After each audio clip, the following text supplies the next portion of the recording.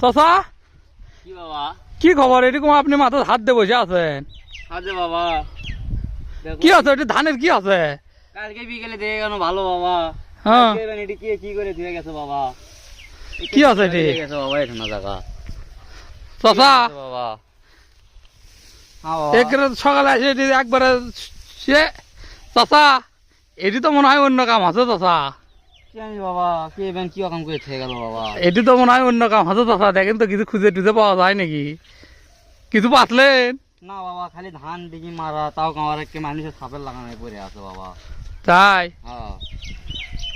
আর কিছু পাননি না? না বাবা, কিছু তাহলে পাননি চাচা? না না বাবা পাইনি তো, দিকে খুঁজে পাওয়া যায় নাকি কিছু? বাবা এটা কিসের প্যাকেট বাবা? কি আছে?